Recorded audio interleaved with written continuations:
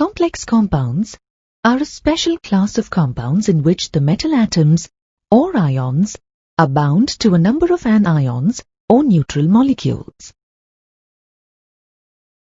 In modern terminology, these compounds are called coordination compounds.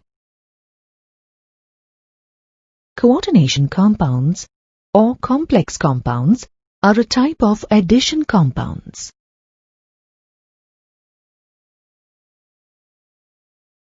When two or more stable compounds are allowed to combine in stoichiometric ratios,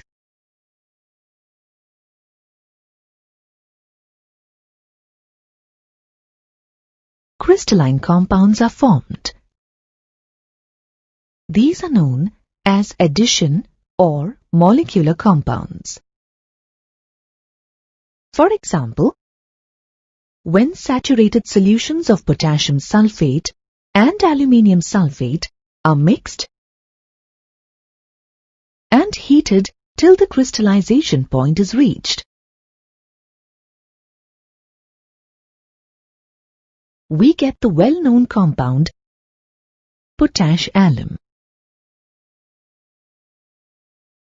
Similarly, if we add a solution of potassium cyanide to a white precipitate of nickel cyanide, the precipitate immediately dissolves, and a red-orange solution of a new compound is obtained. On the basis of their nature, addition or molecular compounds are divided into two categories. They are double salts and coordination or complex compounds. Double salts are molecular compounds that are stable in the solid state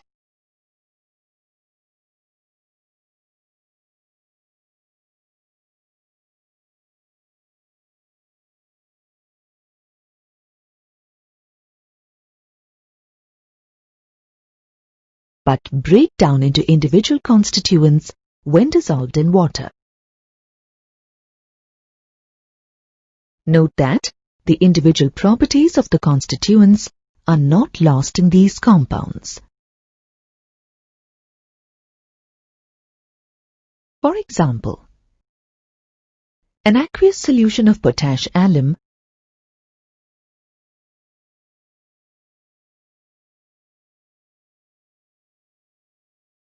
will give the tests for K+, Al+3 and SO4-2 ions.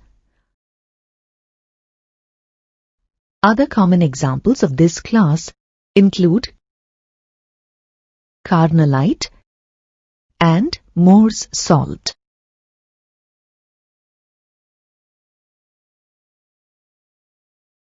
On the other hand, coordination compounds are molecular compounds that retain their identity even when dissolved in water.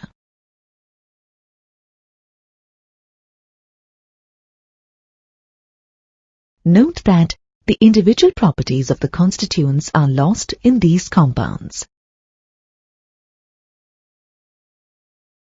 For example, when potassium ferrocyanide is dissolved in water,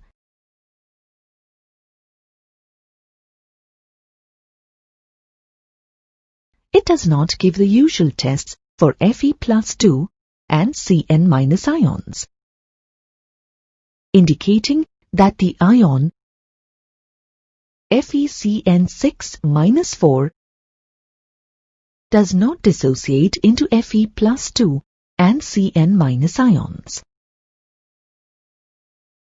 Other familiar examples for nickel, copper, and silver are shown here. Actually, these ions are present in the form of a new ion called a complex ion. Compounds that have complex ions are called complex compounds.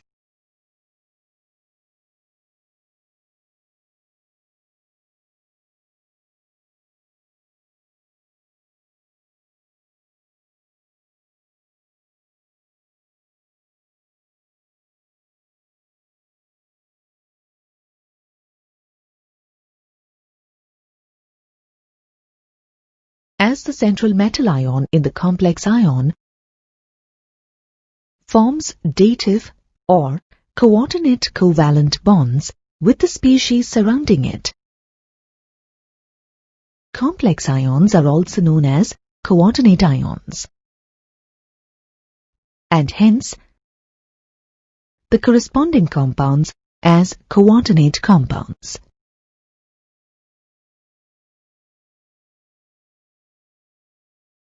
Transition metals show a greater tendency to form complex compounds. This is due to the relatively smaller size of the metal ions, high ionic charges, and the availability of vacant d orbitals for bond formation.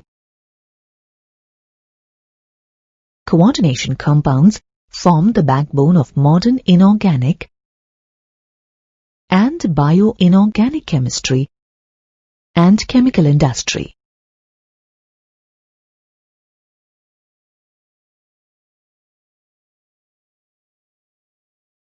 Naturally occurring complex compounds are vital to living organisms. For example, chlorophyll is a coordination complex of magnesium. Hemoglobin is a coordination complex of iron, while vitamin B12 is a coordination complex of cobalt. Complex compounds find extensive use in electroplating, metallurgical processes, textile dyeing, and medicinal chemistry.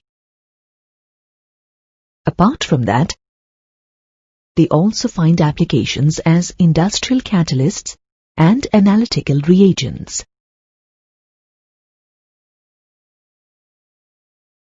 A coordination complex is the product of a Lewis acid-base reaction, in which a central metal atom or ion forms coordinate covalent bonds with neutral molecules or anions called ligands.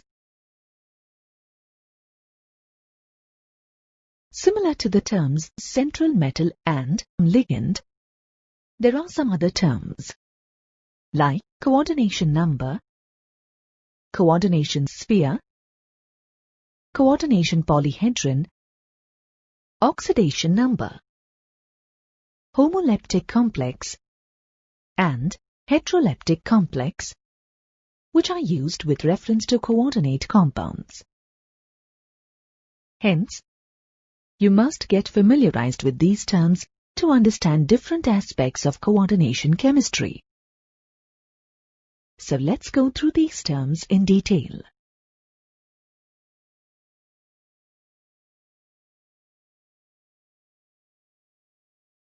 The first term is central metal atom or ion.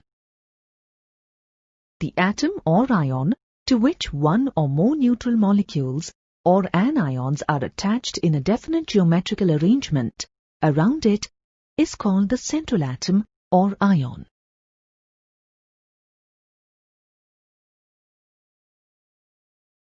For example, the central metal ion in NiNH3 6+2 is Ni plus 2, in FeCN6 -3 is Fe plus 3, and in COCl6 -3 it is the Co plus 3 ion.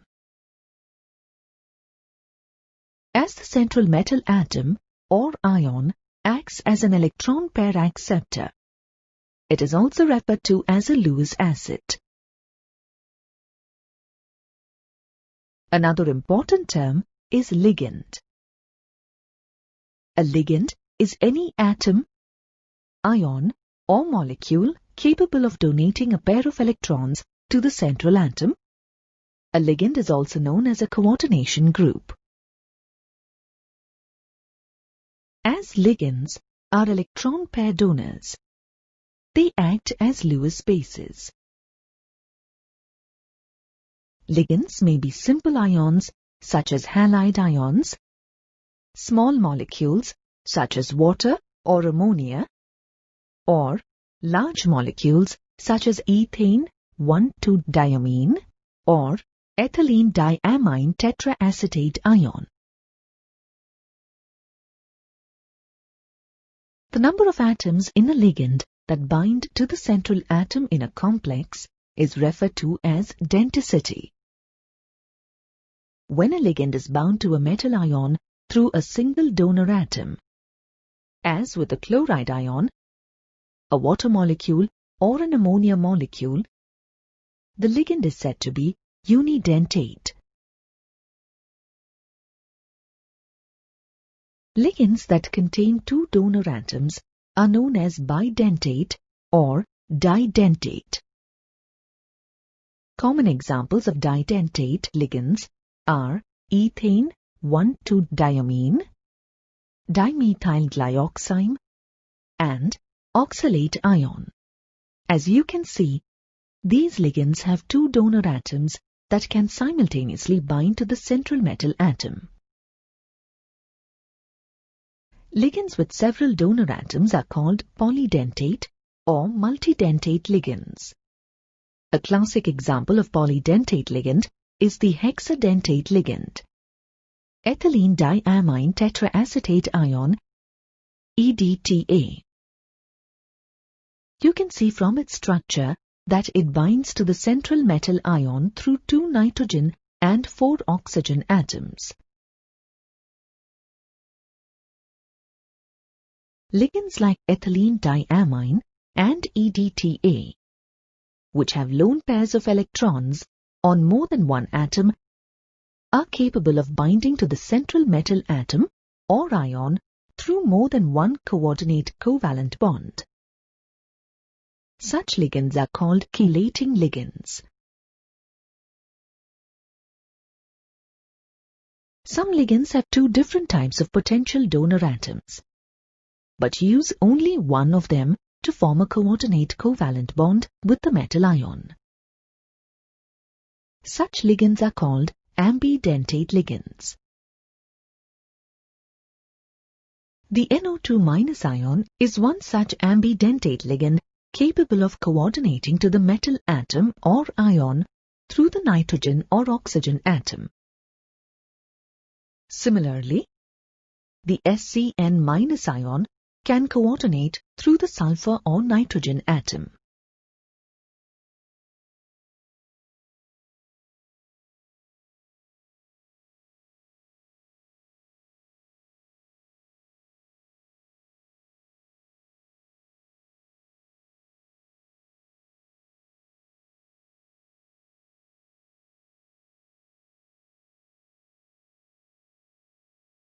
Now, let's look at another important term, coordination number.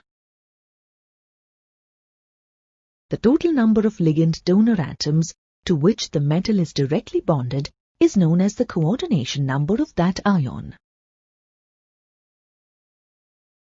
For example, the coordination number of silver in the complex ion AgNH32+ is 2, while that of nickel in the NiNH3 4+2 ion is 4.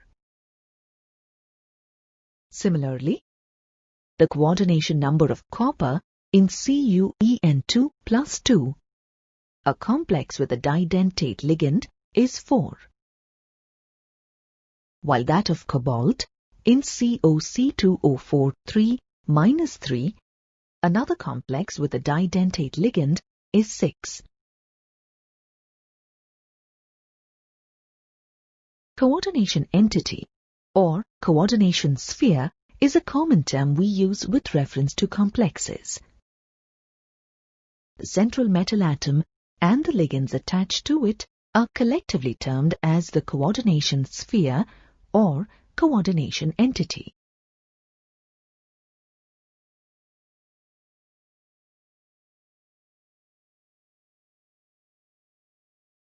For example, in the complex K4FeCN6, Fe, along with the 6 cyanide ligands, is the coordination sphere. the coordination sphere is written inside square brackets, while the ionizable groups are written outside the bracket and are called counterions. For example, in the complex K2NiCl4, the coordination sphere is NiCl4 minus 2, and the counterion is potassium. Coordination polyhedron is another term we use in coordination chemistry. In a coordination sphere or entity, the ligands are attached to the central metal ion in such a way that it gives a definite geometry to the complex. Thus, in a coordination entity, the solid figure defined by the position of the ligand atoms directly attached to the central atom or ion is known as the coordination polyhedron. The most common coordination polyhedra are octahedral, square planar, and tetrahedral. For example, CONH3 6 plus 3 is octahedral.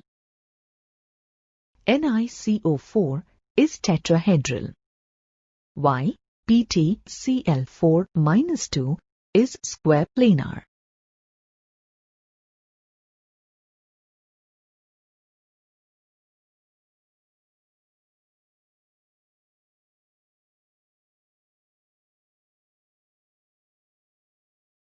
One of the most important terms we often use is oxidation number of the central atom. The oxidation number of the central metal atom in a complex is defined as the electric charge it would carry if all the ligands were removed along with the electron pairs that are shared with the central atom.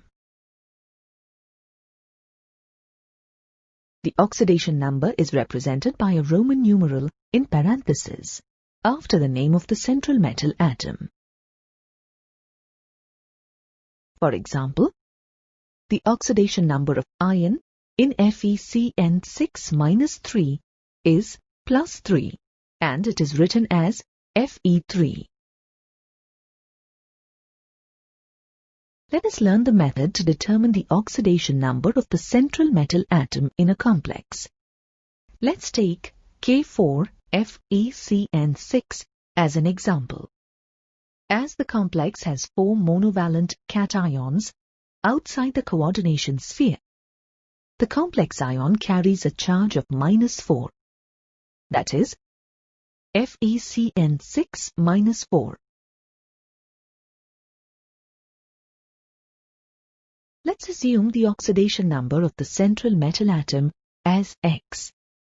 The cyanide ion is a monodentate negative ion.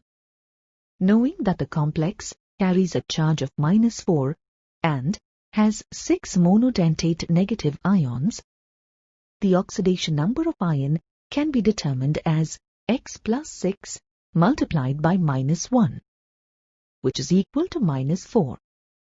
On simplification, we get X is equal to plus 2.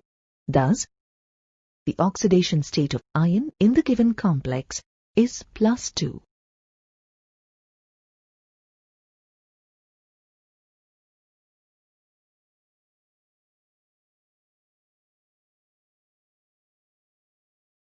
Here is a simple problem for you.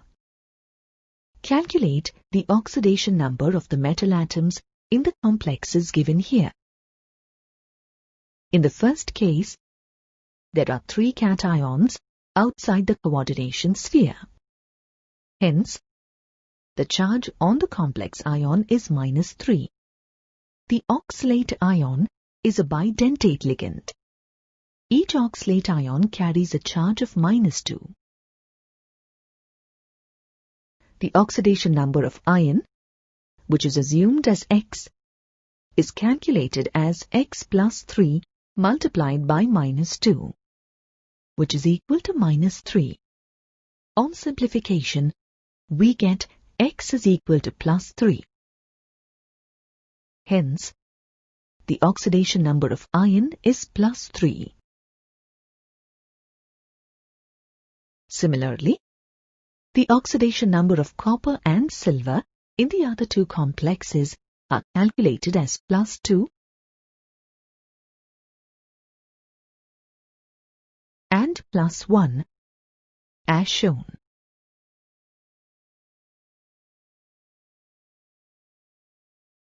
Finally, let's look at the terms homoleptic complex and heteroleptic complex. A complex in which a metal is bound to only one type of ligand atoms is known as a homoleptic complex. For example, CONH3 6 + 3 and FeCN 6 - 3.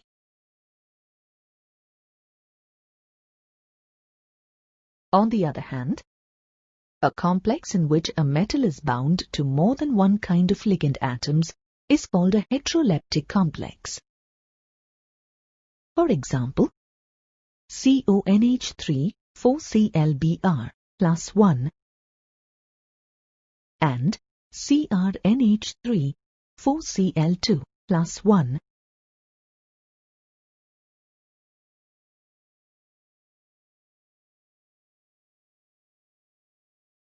Have you ever wondered why a stable salt, such as cobalt trichloride, combines with a group of stable, independently existing molecules, such as ammonia, to form new compounds like COCl3 6NH3, COCl3 5NH3, and COCl3 4NH3 with entirely new properties? Alfred Werner, a Swiss chemist, after preparing thousands of new compounds and studying their properties, put forward a theory to explain the formation of complex compounds. It was the first successful explanation for the phenomenon. The theory became famous as the coordination theory of complex compounds, which is also known as Werner's theory. His explanation of complex formation is based on some postulates. The first postulate is that the central metal atom or ion in a coordination compound exhibits two types of valencies, primary and secondary. While writing the structure of the metal complexes, the ligands that are linked by primary valency are shown by dotted lines, while those linked by a secondary valency are shown by thick lines. If a ligand satisfies both the valencies, then it is shown by a thick as well as by a dotted line, and it is said to exhibit dual character. The second postulate is that primary valencies are ionizable and correspond to the number of charges on the complex ion. Primary valencies apply equally well to simple salts and to complexes, and are satisfied by negative ions. For example, the primary valency of 2 in COCl2 is satisfied by 2 chloride ions. Similarly, the primary valency of 3 in the complex CONH3 6 Cl3 is satisfied by 3 chloride ions. In modern terminology, the primary valency corresponds to the oxidation number. The third postulate is that secondary valencies correspond to the valencies that a metal atom or ion exercises towards neutral molecules or negative ions in the formation of its complex ions. Every metal has a fixed number of secondary valencies or coordination number. For example, cobalt 3+, platinum 4+, and iron 3 plus ions are recognized to have a coordination number of 6. Similarly, nickel 2 plus, copper 2 plus, and platinum 2 plus ions have a coordination number of 4. Secondary valencies are non-ionizable. They are satisfied by neutral molecules or negative ions. The secondary valency is equal to the coordination number of the metal. For example, in the complex COCl3 6NH3, the 3 chlorides are held by primary valencies and the 6 ammonia ligands are held by secondary valencies.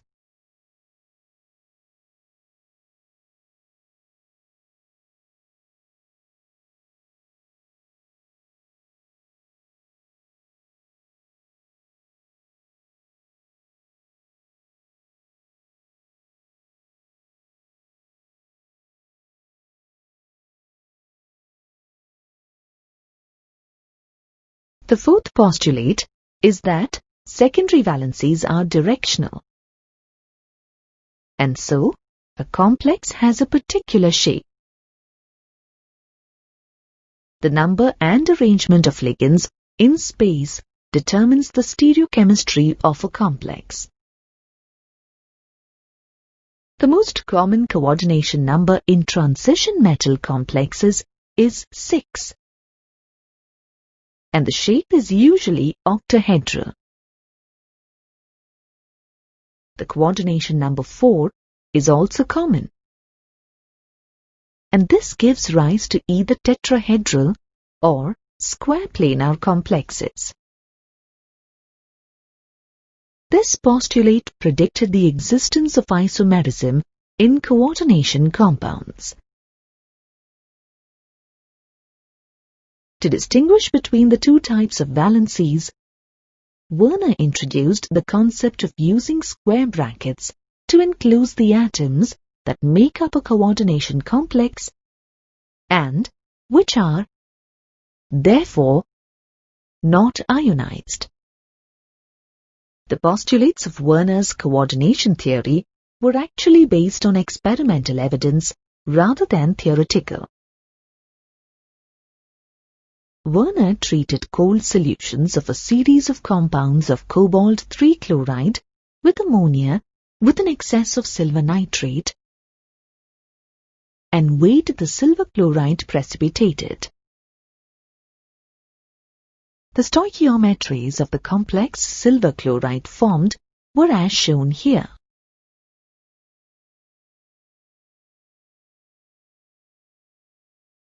Werner deduced that in COCl3 6NH3, the primary valency or oxidation state of +3 is satisfied by 3 chloride ions.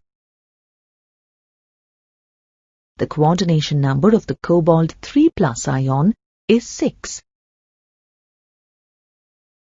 As there are 6 ammonia molecules in the compound, they alone satisfy the 6 secondary valencies of cobalt. As you can see, the primary valencies are represented by dotted lines and the secondary valencies by thick lines.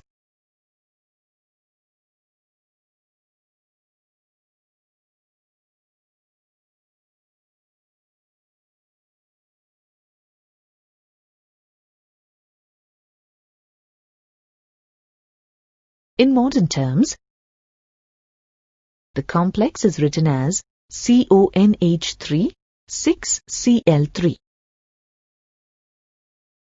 The 3 chloride ions are ionic and hence are precipitated as silver chloride by silver nitrate. Thus, the complex will ionize in solution and give 4 ions. That is, 1 CONH3 3 plus ion and 3 chloride ions. Werner deduced that the loss of one ammonia molecule from COCl3 6NH3 should give COCl3 5NH3. This complex has only 5 ammonia molecules. Therefore, to satisfy the coordination number of 6 of cobalt, one chloride ion assumes dual behavior. That is, it satisfies the primary as well as the secondary valency of cobalt. In modern terms, the complex can be written as CONH3 5Cl Cl2. Thus, only 2 of the 3 chloride ions are ionic, and thus only 2 are precipitated as silver chloride with silver nitrate. On ionization,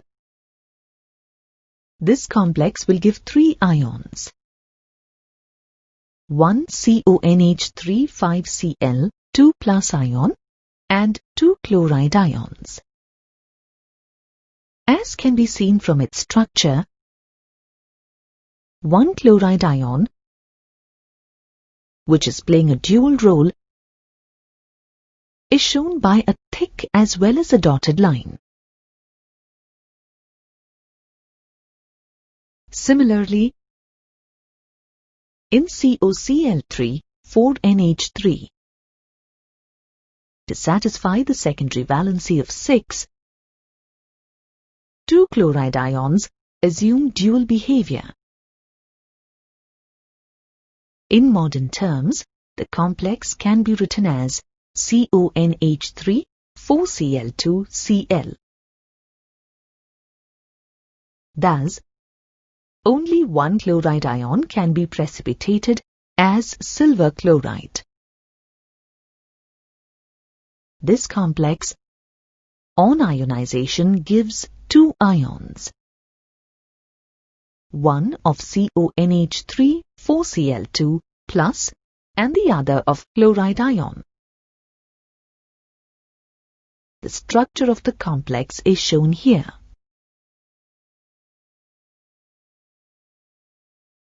Although Werner's theory successfully explains the bonding features in coordination compounds, it suffers from some drawbacks. It doesn't explain why only certain elements form coordination compounds.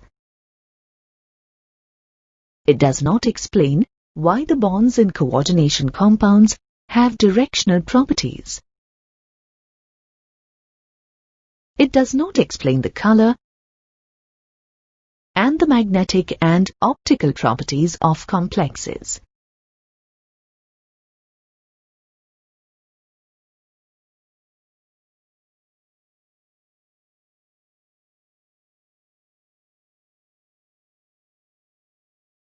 An important aspect of coordination chemistry is the nomenclature of coordination compounds. The names and formulae of coordination compounds are written by employing the rules published by the International Union of Pure and Applied Chemistry, or IUPAC in short. Let's look at the rules framed by IUPAC for writing the formula of a complex. The first rule is the formula of the cation, whether it is simple or complex, is written first, followed by that of the anion. For example, in the complex shown here, the cation sodium is written first, followed by the anionic coordination entity.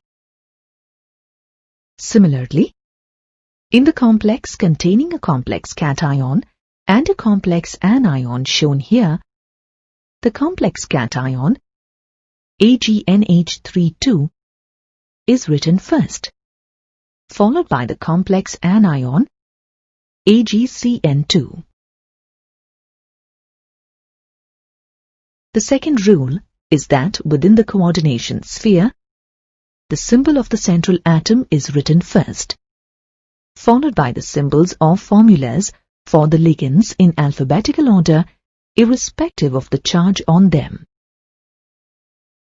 For example, in the complex shown here, the metal atom, cobalt, is written first, followed by the ligands, ammonia and chloride. Polydentate ligands are also listed alphabetically. While listing in alphabetical order, the first letter of the abbreviation of the ligands is used to determine their position. For example, if a complex contains chloride and ethane 1,2-diamine, which is abbreviated as En, then in alphabetical order, chloride is written first, followed by ethane 1,2-diamine. Another rule is that the formula for the entire coordination sphere is enclosed in square brackets.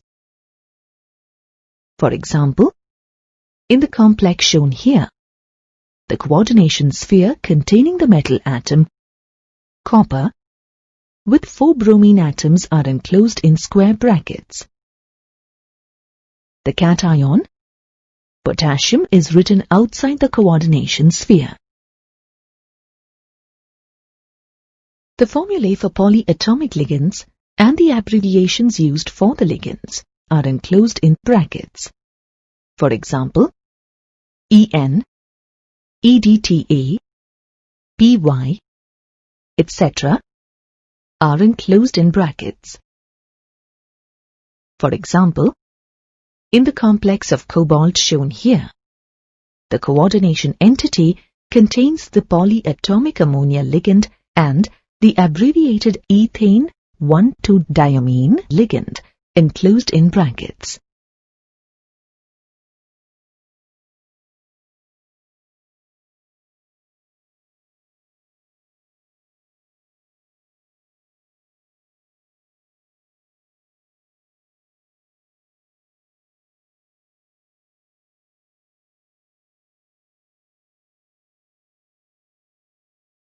One more rule is within a coordination sphere, the metal atom as well as the ligands are listed without any space between them.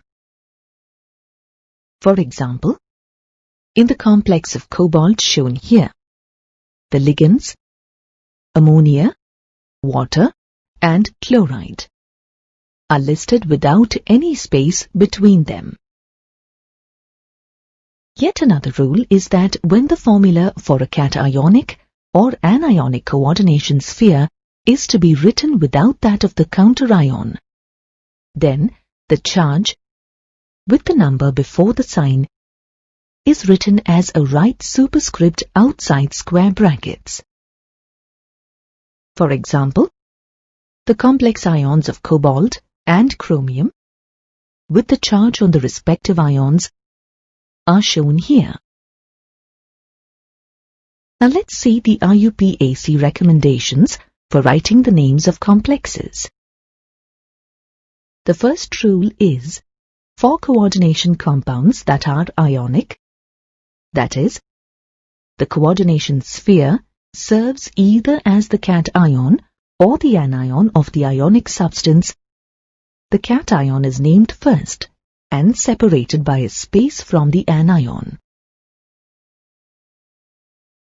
For example, in the complex K4FeCN6, where the coordination sphere is an anion, the cation, potassium, is named first and separated by a space from the name of the anion. On the other hand, in a complex such as CONH3,6Cl3, where the coordination sphere is a cation, the cationic coordination sphere is named first, followed by the name of the counter-anion, chloride.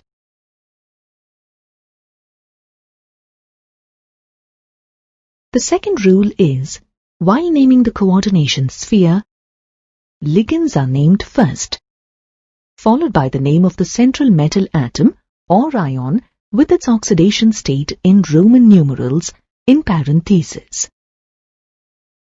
Remember that irrespective of the charge on the ligands, they are named in alphabetical order.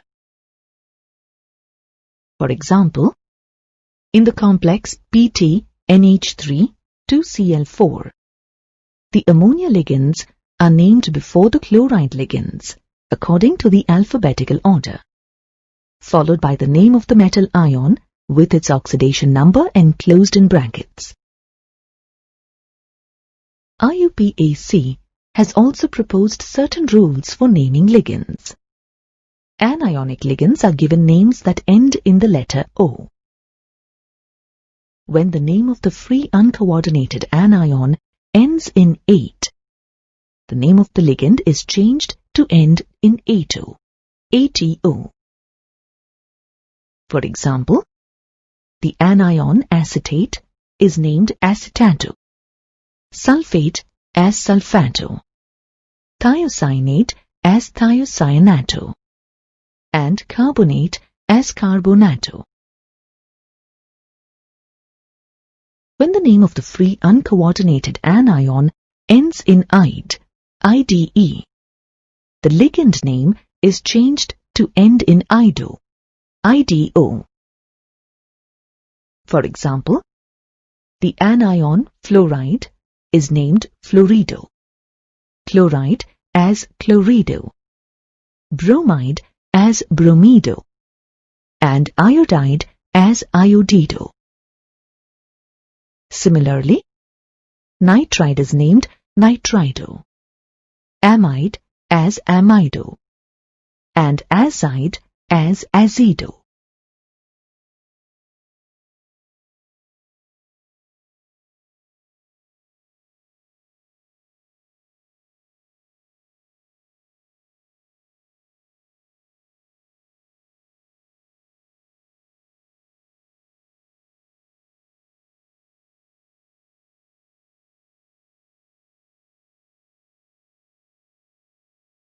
Neutral ligands are given the same name as the uncoordinated molecule. For example, pyridine, dinitrogen, dioxygen, and triphenylphosphine. However, some neutral ligands are given special names. They are aqua for water, amine for ammonia, nitrosyl for nitric oxide, and carbonyl for carbon monoxide.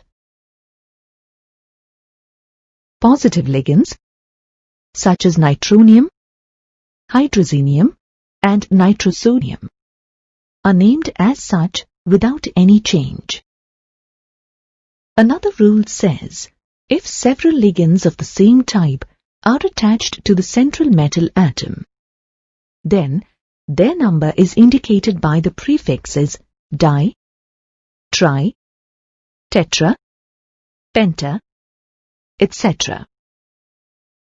For example, in the complex CONH3-3H2O-Cl2, the 3-amine and 2-chlorido ligands are indicated by the prefixes tri and di, respectively.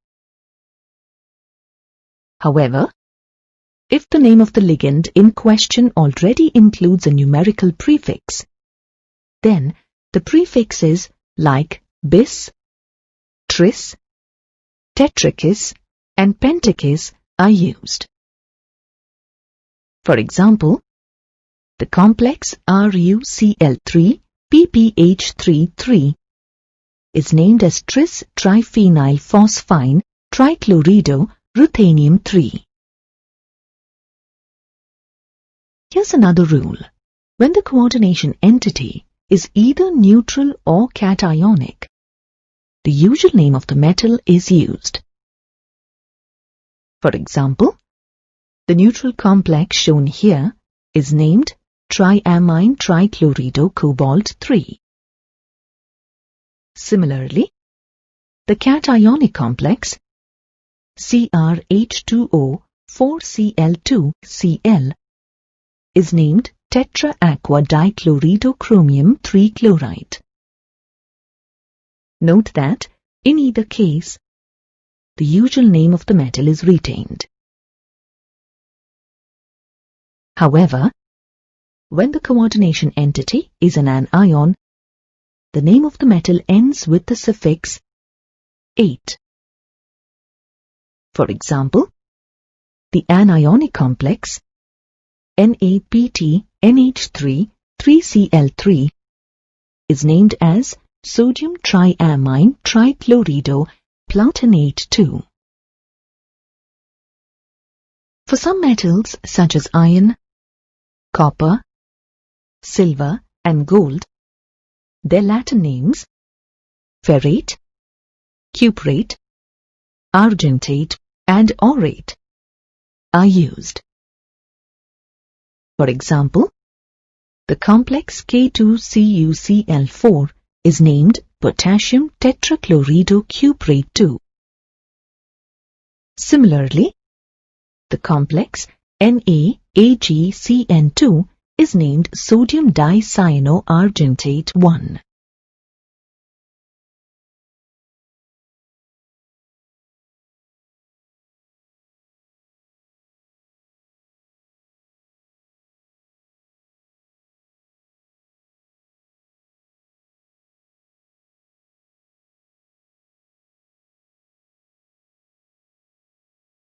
Now is the time for practice.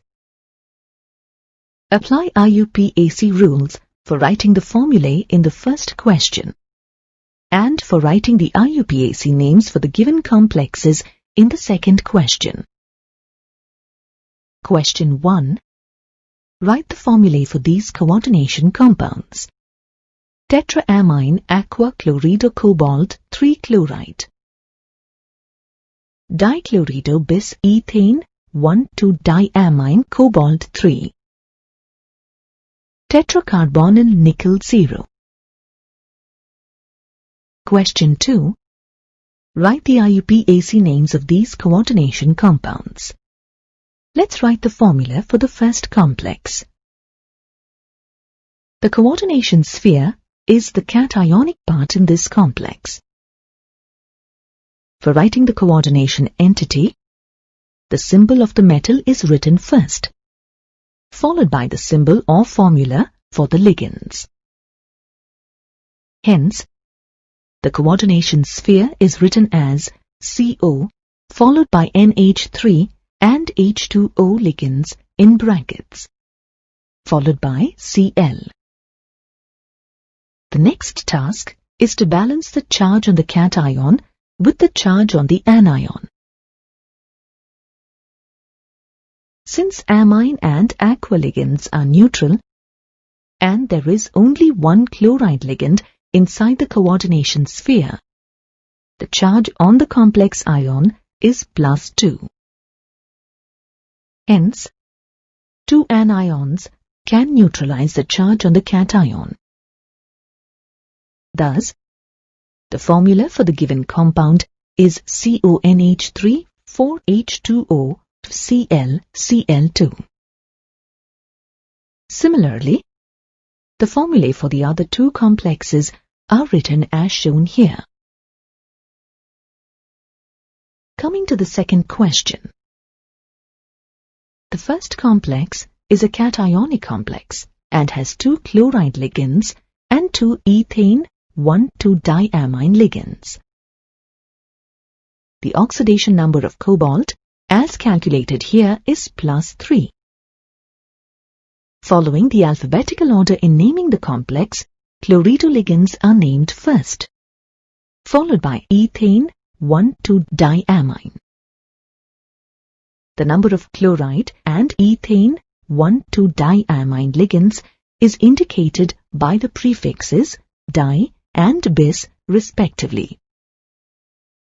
Thus, the IUPAC name of the given complex is written as dichlorido bis ethane 1,2-diamine cobalt 3.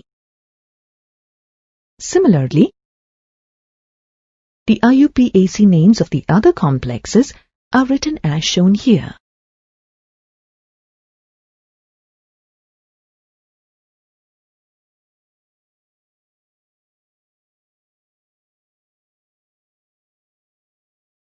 To explain the metal to ligand bonding in complex compounds.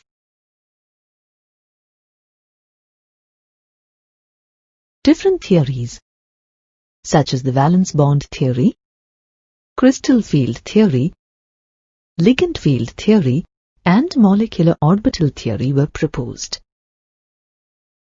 Among these theories, the valence bond theory is the simplest, which satisfactorily explains the structure and magnetic properties of a large number of coordination compounds. The valence bond theory was proposed and developed by Linus Pauling. Here are some salient features of the theory. The central metal atom, or ion, has the required number of vacant orbitals for accommodating the electrons, donated by the ligands. The number of vacant orbitals is equal to the coordination number of the metal ion for a particular complex. The vacant orbitals of the metal atom or ion undergo suitable hybridization to yield a set of equivalent hybrid orbitals of definite geometry.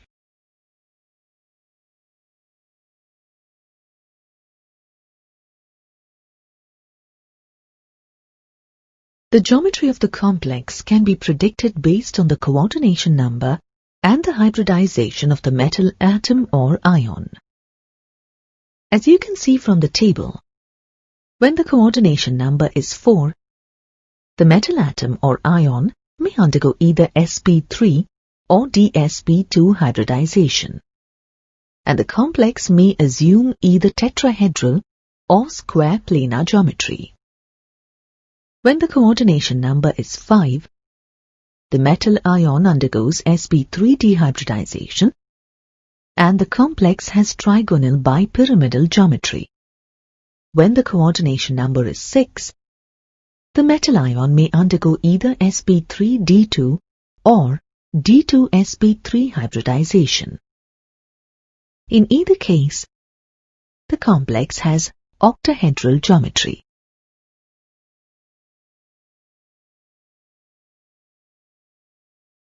A ligand orbital containing a lone pair of electrons forms a coordinate covalent bond by overlapping with the hybrid orbitals of the metal ion. The magnetic moment of the complex can be used to determine its geometry.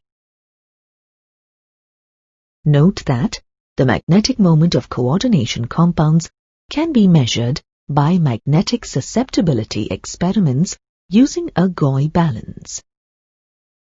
The results of the experiments can be used to work out the shape of the complex.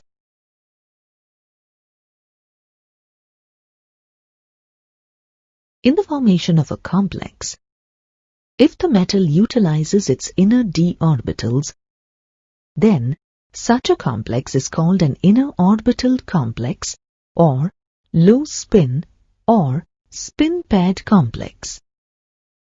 On the other hand, if the metal utilizes its outer orbitals for complex formation, then such a complex is called an outer orbital complex or high spin or spin-free complex. Now let's apply these postulates to a dimagnetic complex, hexaamine cobalt 3 chloride. The cobalt atom in its ground state has the electronic configuration of argon 3d7,4s2.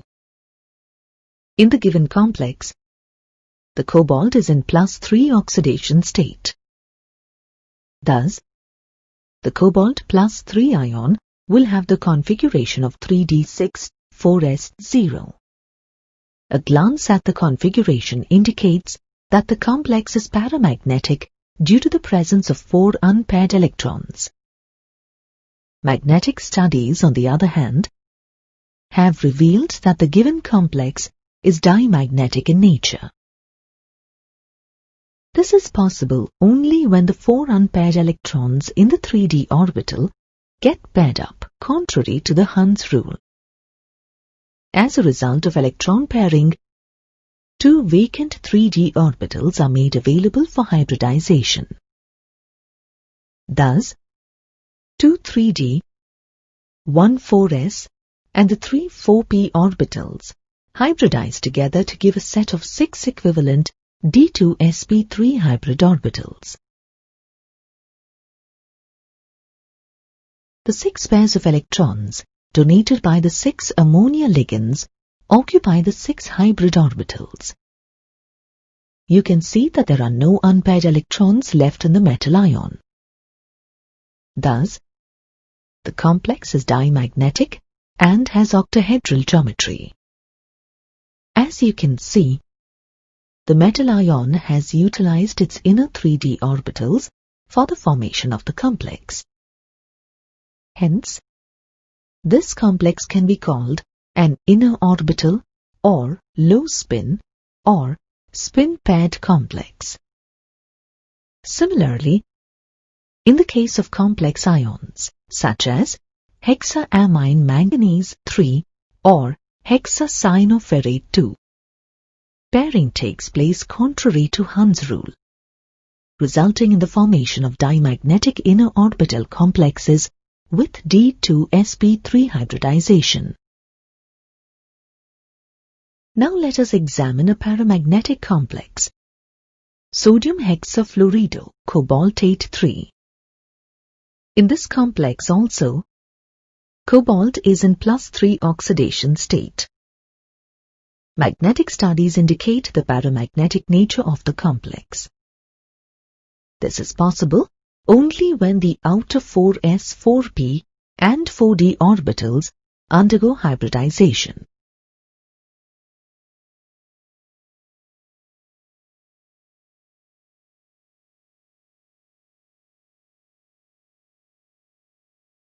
Thus, the cobalt ion undergoes sp3d2 hybridization and has octahedral geometry. As the outer d orbitals are utilized for hybridization, the complex is also called an outer orbital complex or high spin or spin-free complex.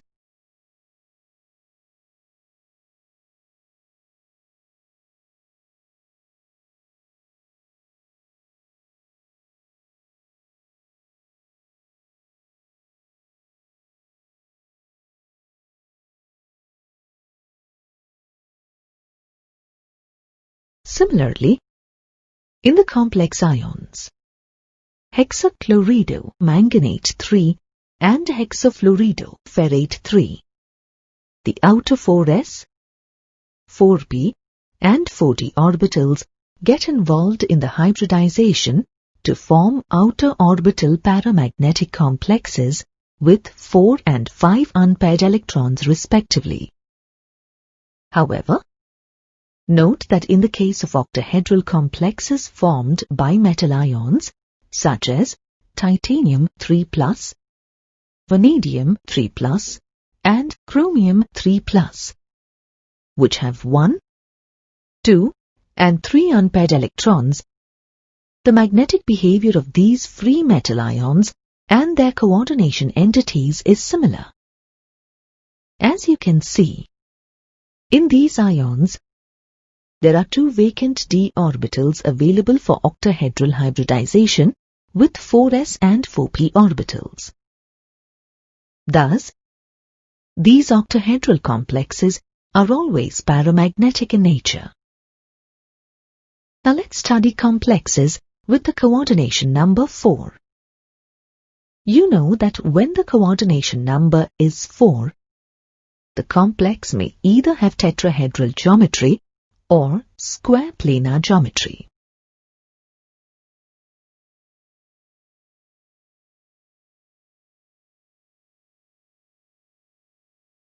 We will first examine a paramagnetic tetrahedral complex, potassium tetrachlorido nickelate 2. In this complex, nickel is in +2 oxidation state, and thus has the configuration of argon 3d8. The complex can be paramagnetic only if nickel undergoes sp3 hybridization and not dsp2 hybridization. Thus, the 4s and 4p orbitals hybridize together to give a set of 4 sp3 hybrid orbitals.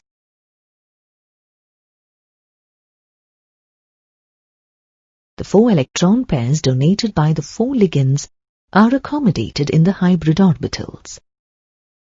Hence, the given complex assumes tetrahedral geometry. Tetracarbonyl nickel 0 is an interesting example of dimagnetic tetrahedral complex. In this complex, the metal atom nickel is in zero oxidation state.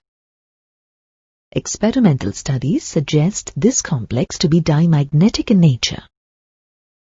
This is possible only when the paired electrons in the outer 4s orbital pair with the electrons in the 3d orbital.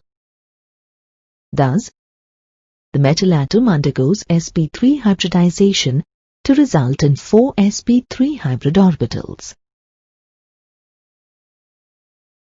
The 4 electron pairs donated by the 4 ligands are accommodated in these orbitals. Hence, the complex is a dimagnetic tetrahedral complex.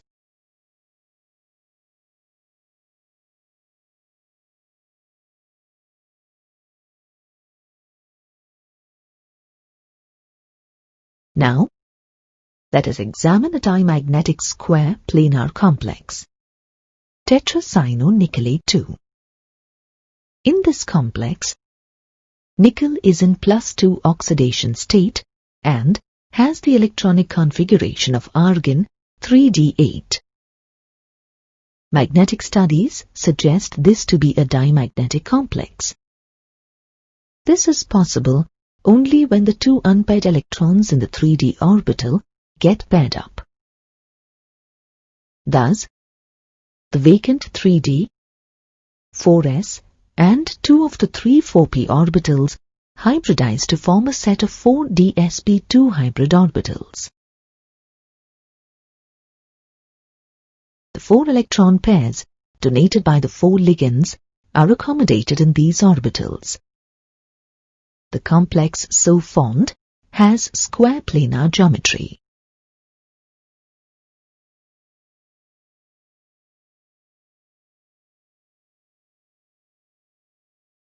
Here is a question for you.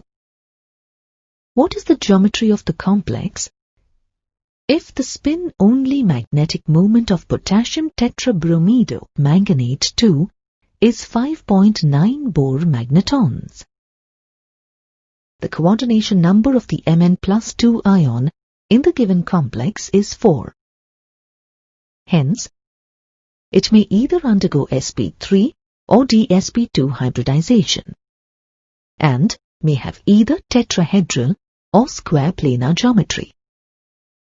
However, the magnetic moment value of 5.9 Bohr magnetons clearly indicates the presence of 5 unpaired electrons in the complex. This is possible only when the metal ion undergoes sp3 hybridization. Thus, the given complex has tetrahedral geometry. Let us now look at the shortcomings of the valence bond theory. Although the valence bond theory successfully explains the formation, geometry and magnetic behavior of coordination compounds, it suffers from certain drawbacks. They are: coordination compounds are generally colored, but the valence bond theory does not explain the color exhibited by these compounds. This theory does not provide a quantitative interpretation of the stability of the complexes. It does not give the quantitative interpretation of magnetic data.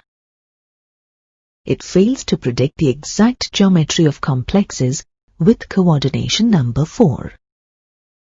For example, according to the valence bond theory, CuNH342+ has tetrahedral geometry. But X-ray analysis has proved that this complex has square planar geometry.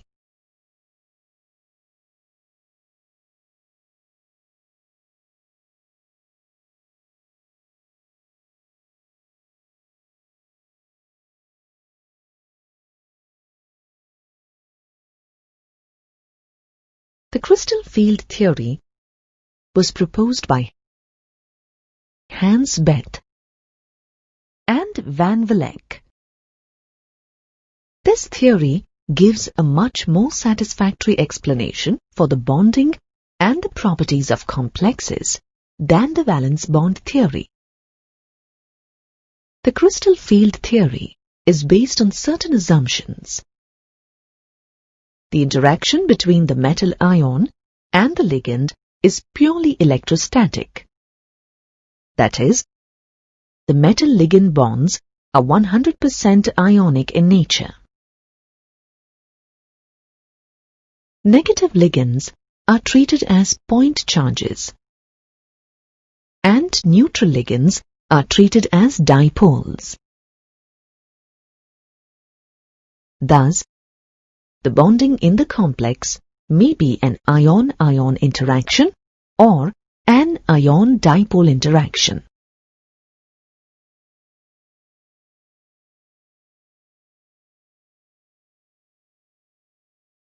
The 5d orbitals in an isolated gaseous metal atom or ion are degenerate. That is, they all have the same energy. However, when the ligands approach the metal ion to form a complex, the electrons in the d orbitals of the metal will be repelled by the negative charge or lone pair electrons of the ligands due to the repulsion between the like charges. As a result, the energy of the d orbitals increases and the degeneracy of the d orbitals is lifted. It results in the splitting of the d orbitals. The pattern of splitting of the d orbitals depends on the number of ligands and their arrangement around the central metal atom or ion.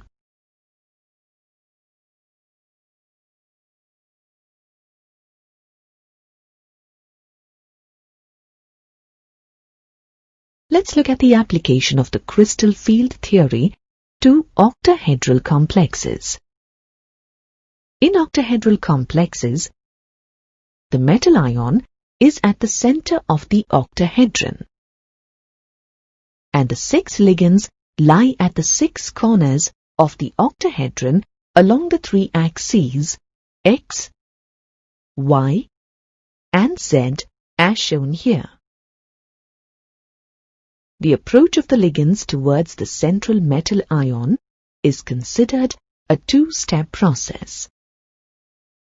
In the first step, it is assumed that the ligands approach the metal ion spherically, that is, at the same distance from each d orbital. At this stage, the energy of all the d orbitals is raised by the same amount. That is, the 5 d orbitals still remain degenerate.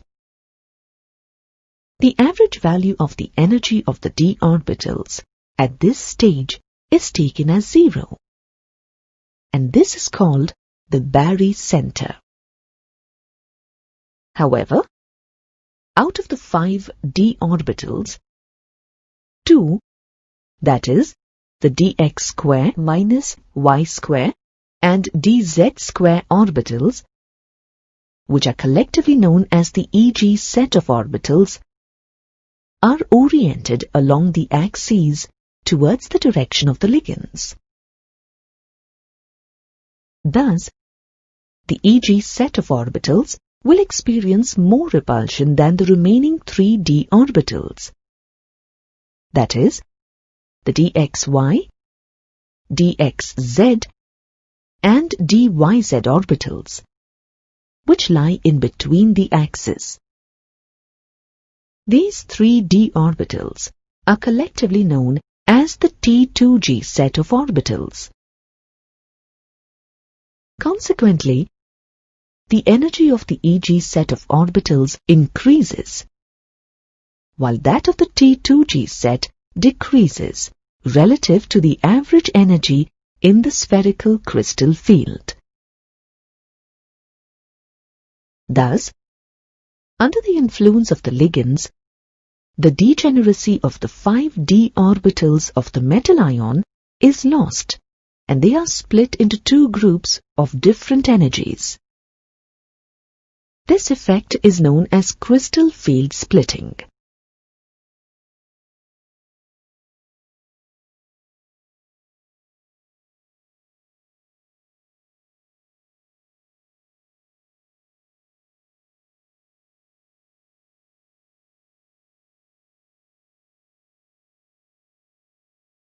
The extent of the splitting in energies is represented by the symbol delta O. The subscript O indicates octahedral geometry.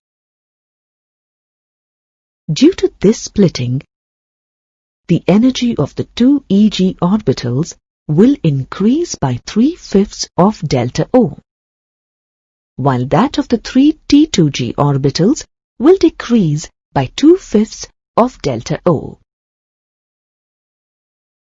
The magnitude of crystal field splitting depends upon the field strength of the ligand and the charge on the metal ion.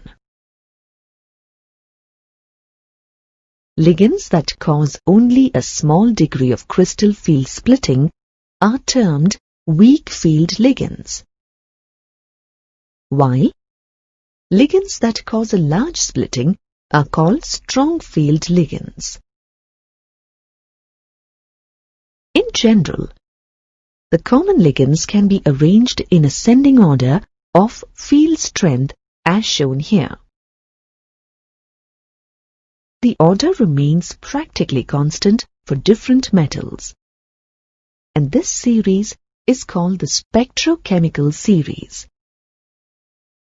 It is an experimentally determined series based on the absorption of light by complexes with different ligands.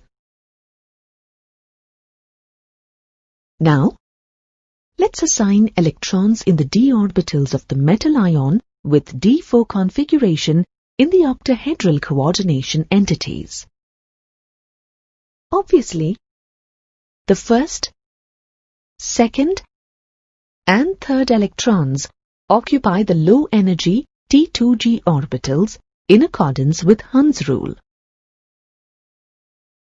However, for the fourth electron, there are 2 possibilities.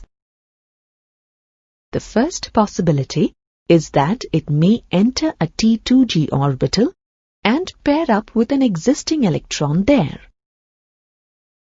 The other possibility is that it may enter the higher Eg orbitals.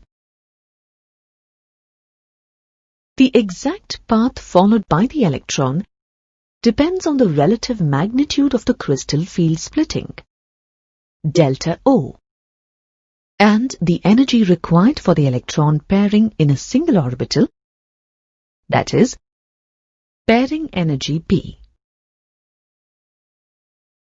If the crystal field splitting energy is less than the pairing energy, then the fourth electron enters one of the higher energy Eg orbitals, giving the configuration T2G3 Eg1. Ligands for which the crystal field splitting energy is less than the pairing energy are known as weak field ligands. The complexes formed with these ligands would be high-spin complexes. If the crystal field splitting energy is higher than the pairing energy, then the fourth electron enters a T2g orbital and pairs up with one of the electrons, giving the configuration T2G4 Eg0. Ligands for which the crystal field splitting energy is higher than the pairing energy are known as strong field ligands. The complexes formed with these ligands would be the low-spin complexes.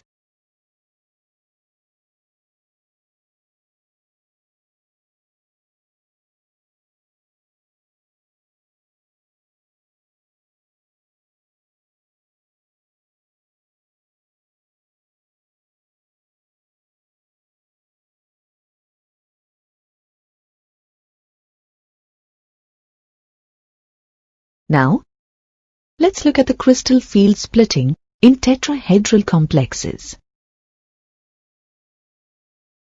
The approach of the ligands in a tetrahedral field is as shown in the figure.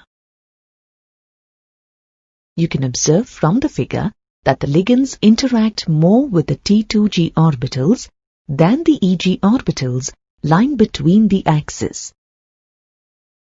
This is because the T2G orbitals are oriented along the direction of the approach of the ligands.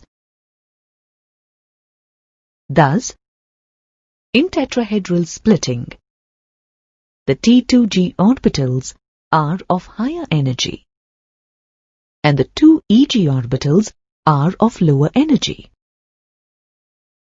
You can say that the d orbital splitting in tetrahedral geometry is exactly the reverse of octahedral splitting. The crystal field splitting in tetrahedral complexes, which is denoted by delta T, is smaller than that of octahedral complexes. The difference in energy can be represented by delta T is equal to 4 by 9 times of octahedral splitting. This splitting energy is not large enough to force the electrons to get paired up. Thus, low spin configurations are rarely observed.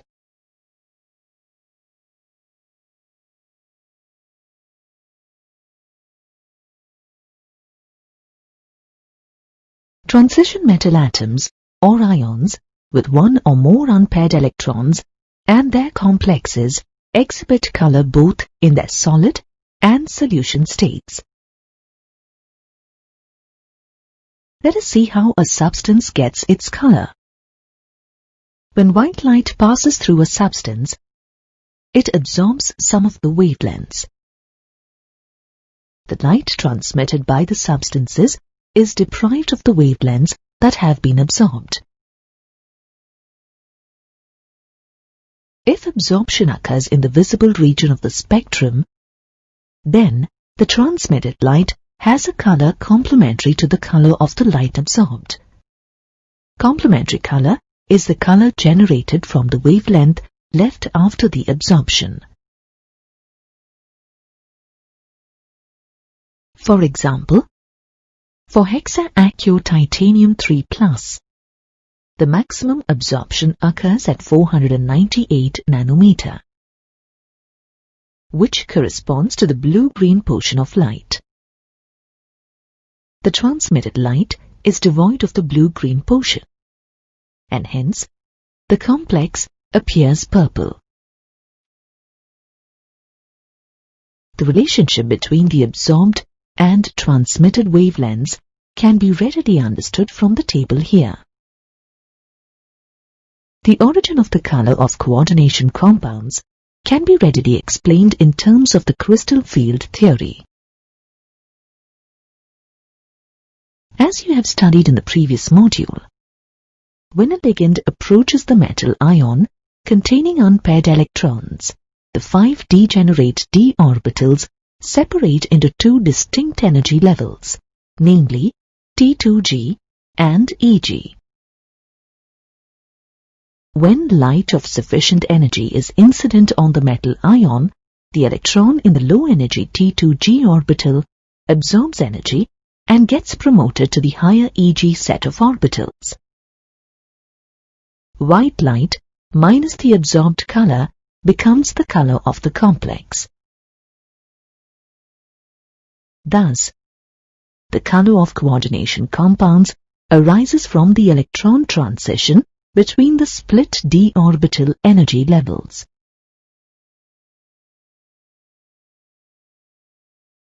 Let us take the example of hexa-aqua titanium 3 to understand this. Hexa-aqua titanium 3 is an octahedral complex, in which titanium is in +3 oxidation state and has a single electron in the d orbital. The single electron is present in the lower T2G level in the ground state of the complex. When light passes through a solution of this complex, the electron in the lower T2G level is promoted to a higher Eg level by absorbing light with energy equal to the energy difference between the T2G and Eg levels. In this case, it absorbs energy corresponding to the blue-green region. As white light minus blue-green light gives purple color, the complex appears purple.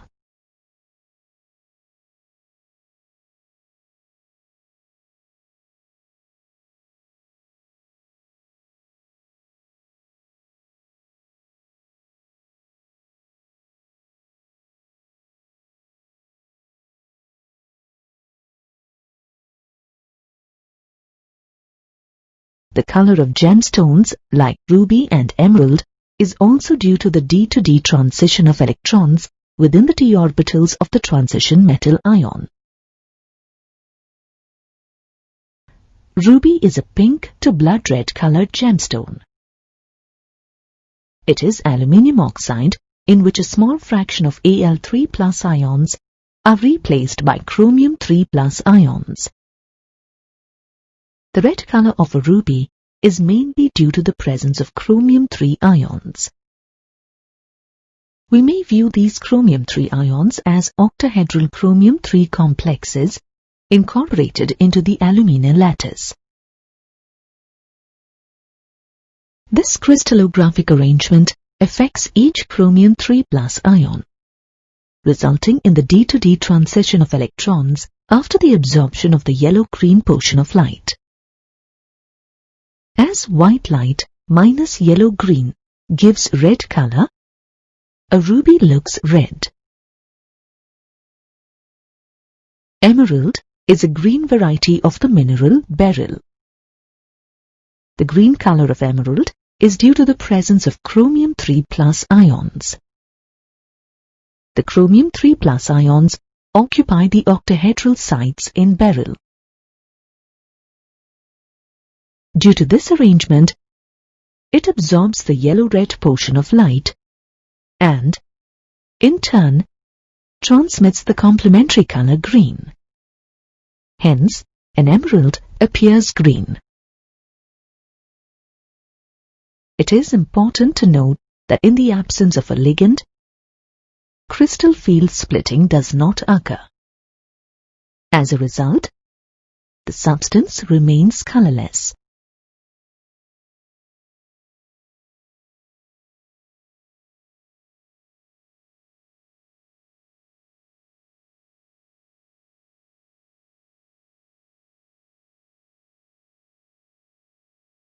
For example, when hexa-aqua titanium 3+ is dehydrated by heating it, it becomes colorless.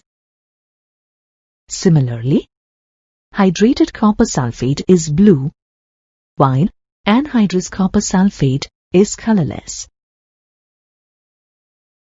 The influence of the ligand on the color of a complex may be demonstrated by considering the hexa-aqua nickel-2 complex. When nickel-2 chloride is dissolved in water, it gives the green hexa-aqua nickel-2 complex. To this complex, if the didentate ligand ethane 1,2-diamine is added progressively in different molar ratios, different complexes with varying colors are formed. When the addition of ethane 1,2-diamine to the complex is in the molar ratio of 1:1. A pale blue colored complex of tetra-aqua ethane 1,2-diamine nickel 2 is formed. When the addition is in the ratio of 2:1, a blue or purple colored di-aqua bis ethane 1,2-diamine nickel 2 is formed. Addition in the ratio of 3:1 results in a violet colored tris ethane 1,2-diamine nickel 2 complex.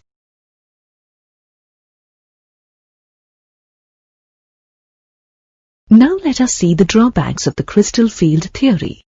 Although it successfully explains the formation, structure, color, and magnetic properties of coordination compounds satisfactorily to a large extent, it suffers from some drawbacks.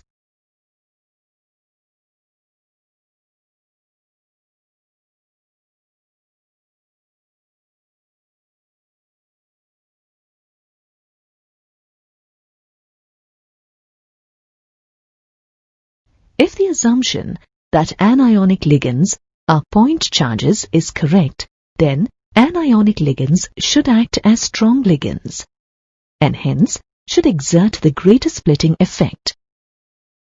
However, anionic ligands are actually found at the low end of the spectrochemical series. The other drawback is that it does not take into account the covalent character of bonding between the ligand and the central atom.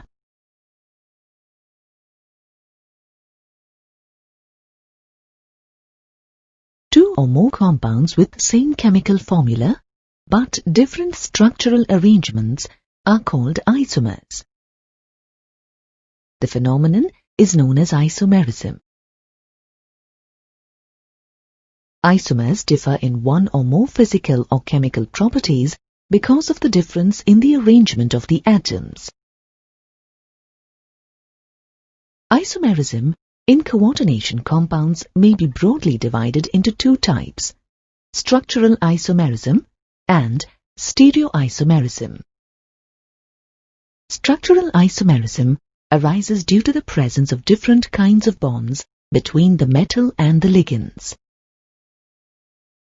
This can be further subdivided into several types, like ionization isomerism, solvate isomerism, ligand isomerism, linkage isomerism, polymerization isomerism, coordination isomerism, and coordination position isomerism.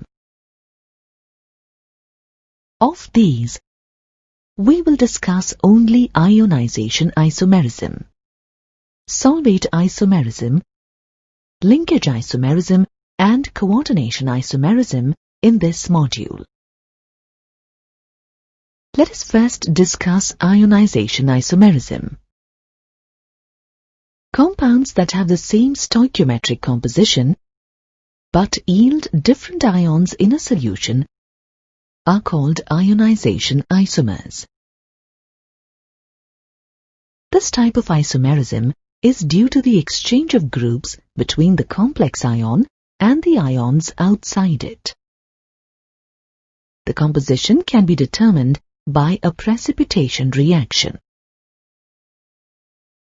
Pentaamine sulfato-cobalt 3 bromide and pentaamine bromido-cobalt 3 sulfate are two ionization isomers.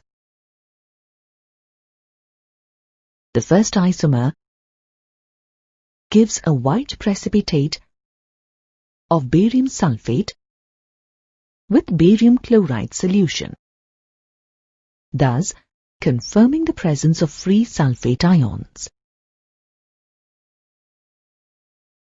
By contrast, the other isomer does not give a positive sulfate test.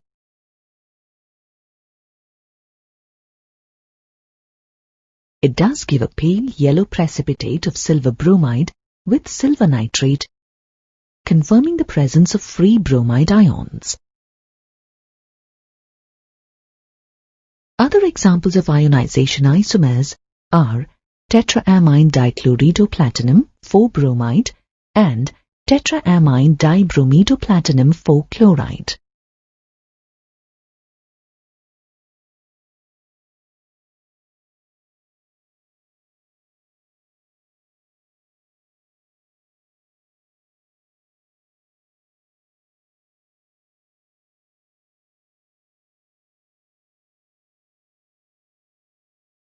Let us now look at solvate isomerism, which is similar to ionization isomerism. This form of isomerism is known as hydrate isomerism if water is involved as a solvent.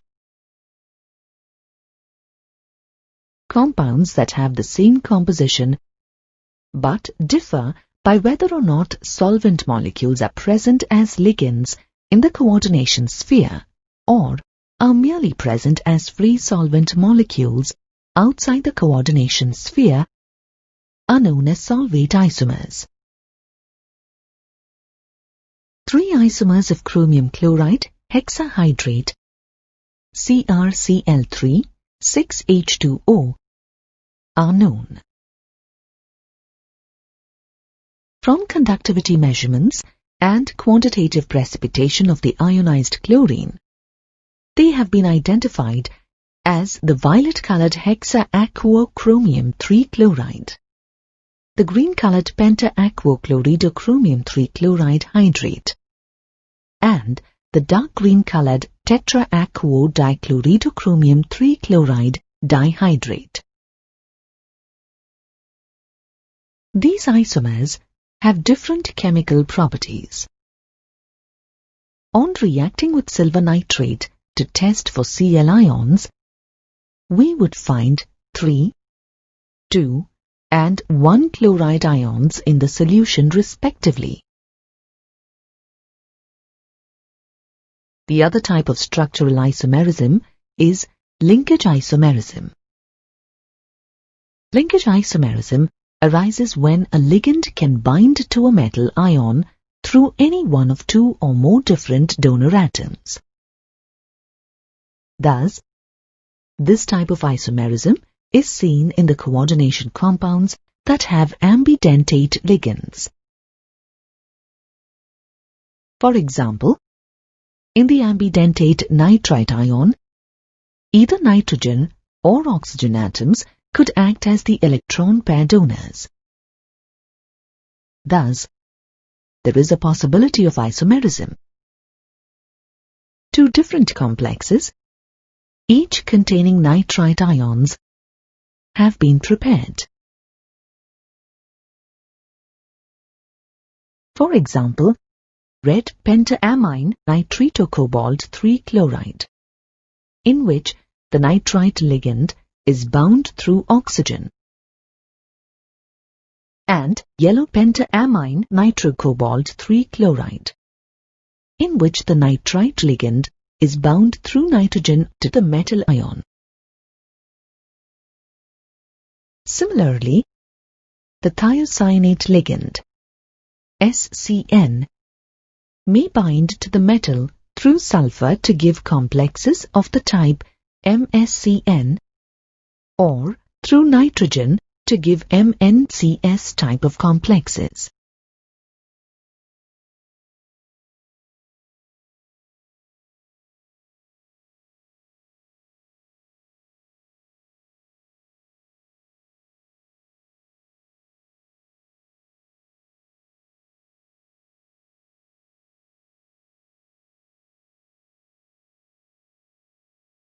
Co-ordination isomerism is another type of structural isomerism. This type of isomerism arises when both the positive and negative ions are complex ions. It may be caused by an interchange of ligands between the anion and the cation. For example, in the complex hexaamine cobalt 3 and hexacyanochromate 3, the ammonia ligands are bound to the cobalt 3 plus ion, while the cyanide ligands are bound to the chromium 3 plus ions. In its coordination isomer, hexaamine chromium 3-hexacyanocobaltate 3. The ammonia ligands are bound to the chromium 3, while the cyanide ligands are bound to the cobalt 3+ ions. Let's now look at stereoisomerism. Compounds with the same chemical formula and chemical bonds, but different arrangement of atoms or groups in space, are called stereoisomers. Stereoisomerism can be subdivided into geometrical isomerism and optical isomerism. Geometrical isomerism is also known as cis-trans isomerism. It is seen in the heteroleptic complexes with coordination numbers 4 and 6. The isomer in which the two identical groups are adjacent to each other is known as a cis isomer, while the isomer in which the two identical groups are diagonally opposite to each other is known as a trans isomer. It is important to note that only square planar complexes show the phenomenon of geometrical isomerism, and not tetrahedral complexes. This is because the relative positions of the unidentate ligands attached to the central metal atom in the tetrahedral geometry are the same with respect to each other.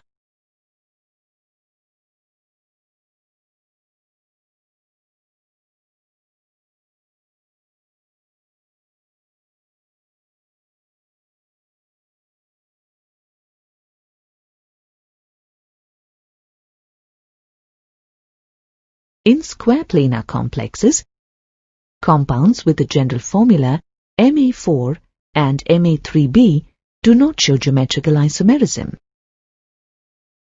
Here, M is a metal ion, while A and B are monodentate ligands. The square planar complexes shown here usually show cis-trans isomerism. The first complex is of the type Ma2b2. The best example of this type is diamine dichloridoplatinum 2. Both cis and trans isomers of this complex are shown here. The second complex is of the type Ma2bc. Diamine bromidochloridoplatinum 2 is an example of this type of complex. Another type of square planar complex is the MaBCD type. Platinum 2 forms a number of complexes of this type. Such complexes exist in three isomeric forms. For example, amine bromidochloridomyridine platinum 2. The three isomers of this complex can be seen here. Now, let's look at the geometrical isomerism in octahedral complexes. Ma6 or Ma5b types of octahedral complexes do not show geometrical isomerism. Complexes of the type Ma4b2 and Ma3b3 and complexes that have unidentate and symmetrical bidentate chelating ligands of the type MAA2b2 exhibit geometrical isomerism. Dichloridotetraamine cobalt 3 is an important example of a complex of the Ma4b2 type. The cis and trans isomers of this complex are shown here. An important Ma3b3 type of complex is trichlorido-tripyridine rhodium 3. In one of the isomers shown, you can see the three donor atoms of the same type of ligands occupying adjacent positions at the corners of an octahedral face. Such an isomer is known as a facial isomer. In the other isomer, called a meridional isomer, the position of the ligands are around the meridian of the octahedron. Now, let's look at MAA2B2 type of complexes containing monodentate and symmetrical bidentate chelating ligands. Here, AA is a symmetrical bidentate chelating ligand in which A and A indicate two similar coordinating atoms, while B is a monodentate ligand. The cis and trans isomers of dichlorido bis ethylene diamine cobalt-3 are shown here.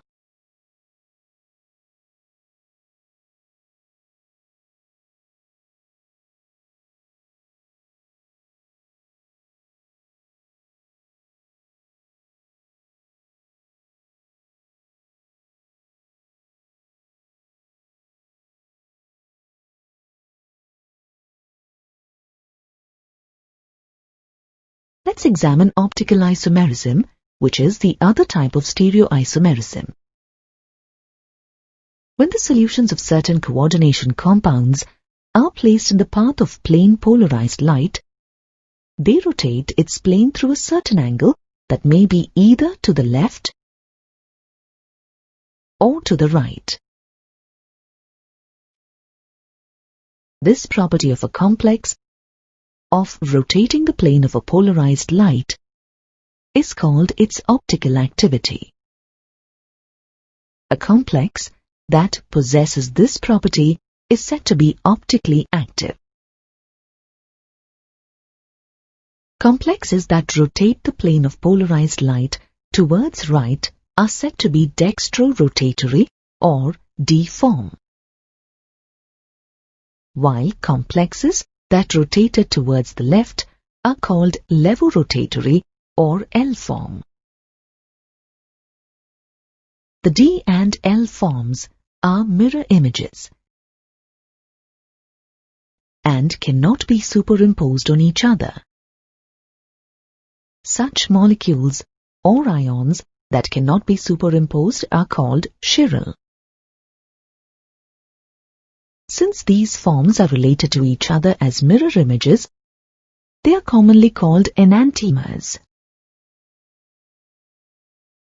Although optical isomerism is possible in a variety of octahedral complexes with unidentate ligands of the types Ma2b 2c2, Ma2b 2cd, Ma2b cde, and MABCDEF. We will restrict our discussion to complexes containing only bidentate ligands of the type MAA3 and complexes containing monodentate and symmetrical bidentate chelating ligands of the type MAA2B2. Trisethylene diamine cobalt-3 is the best example of an optically active coordination compound of the type MAA3, which has only bidentate ligands. The dextro and levo isomers of this complex are shown here.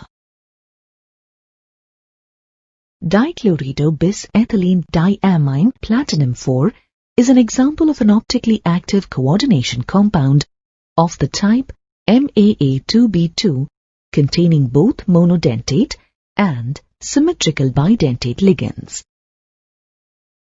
Note that only the cis isomer of this complex shows optical activity.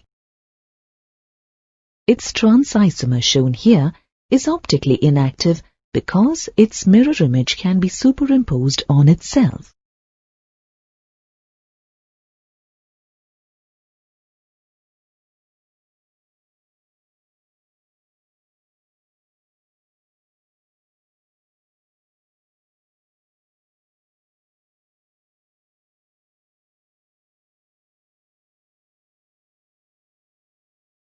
Carbonyls are coordination compounds of transition metals with carbon monoxide. Depending on the number of metal atoms, carbonyls are divided into two types: monomeric or mononuclear carbonyls and polynuclear carbonyls. Mononuclear carbonyls contain one metal atom per molecule. For example, tetracarbonyl nickel 0, pentacarbonyl iron 0, hexacarbonyl chromium 0 and hexacarbonyl tungsten 0. On the other hand, polynuclear carbonyls contain two or more than two metal atoms per molecule. For example, decacarbonyl dimanganese 0, octacarbonyl dicobalt 0, octacarbonyl dirhodium 0 and decacarbonyl dirhenium 0.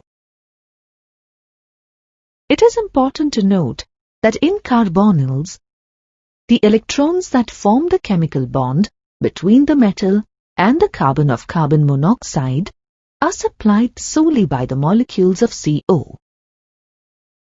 Hence, the metal atom is said to be in zero oxidation state.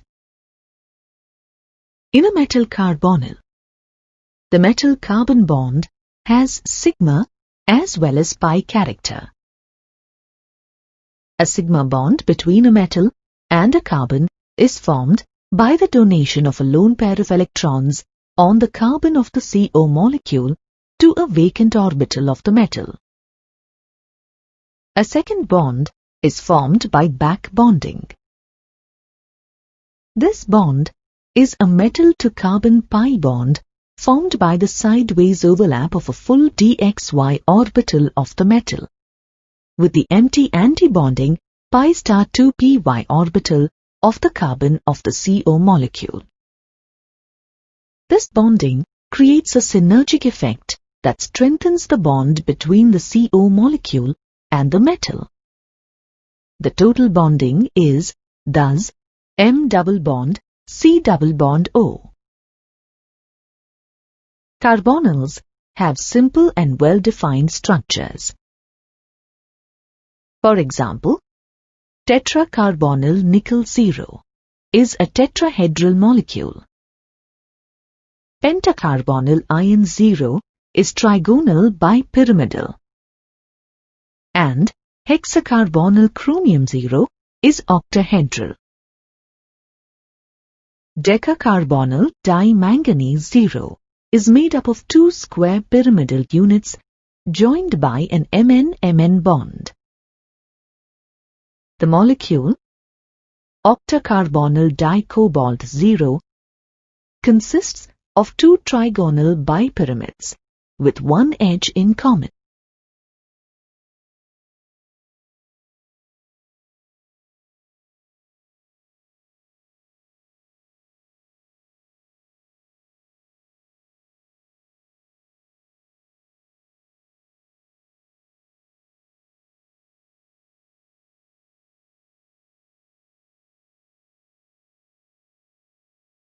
Let's now study the stability of coordination complexes.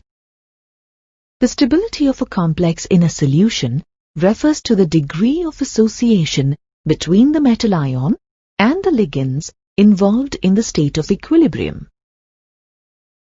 Transition metal complex ions differ considerably in their stability. Their relative stability can be expressed in terms of an equilibrium constant called the stability constant. The reaction between the metal ion and the ligand may be represented as M plus Nl in equilibrium with MLN, where N represents the coordination number of the metal ion, M for the ligand L. Note that the charges are omitted for the sake of generality. Now, applying the law of mass action to this equilibrium, we get K is equal to concentration of mLn divided by concentration of M multiplied by L raised to the power n. Here, K is known as the formation equilibrium constant or the stability constant of the complex. The numerical value of the stability constant is a measure of the stability of the complex in solution. The greater the value of the stability constant, the more stable is the complex.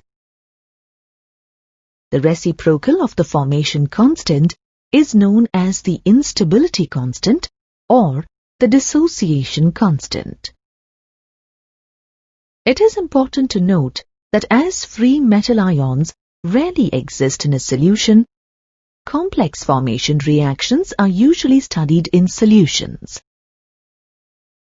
Metal ions are usually surrounded by solvent molecules that will compete with the ligand molecules and be successively replaced by them. Consider the reaction MH2ON plus NL in equilibrium with mLn plus NH2O. The stability constant for this equation can be written as K is equal to concentration of mLn divided by concentration of MH2ON multiplied by L raised to the power of n. Note that the molar concentration of water is ignored because its concentration remains almost constant. This reaction is assumed to take place in several steps with suitable formation constants in each step. The first step may be written as MH2ON plus L in equilibrium with MlH2ON minus 1 plus H2O.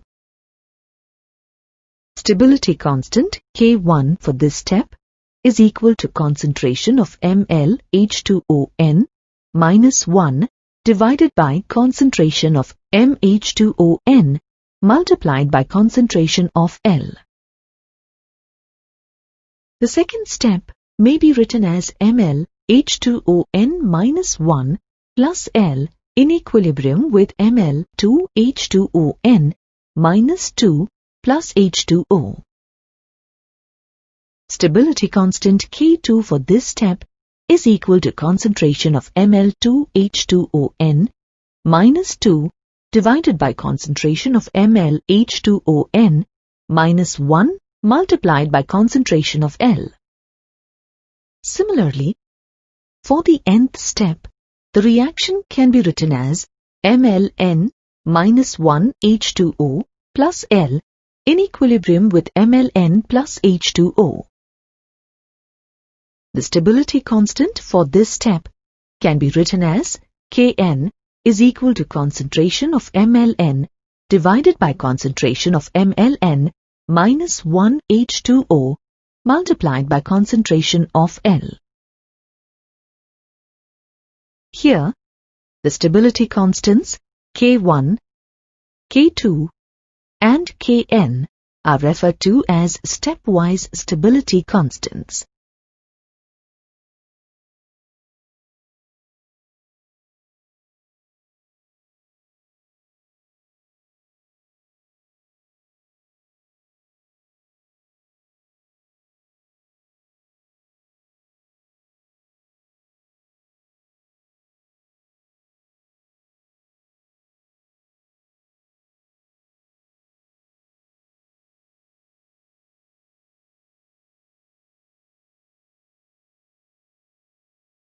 Alternatively, the formation of a complex may be due to the simultaneous addition of ligands to the metal ion. How do you, then, express the equilibrium relations? When only one ligand is added to the metal ion, the equation may be written as M plus L in equilibrium with Ml. The expression for the stability constant for this equation may be written as K1 is equal to concentration of Ml divided by the product of the concentrations of M and L.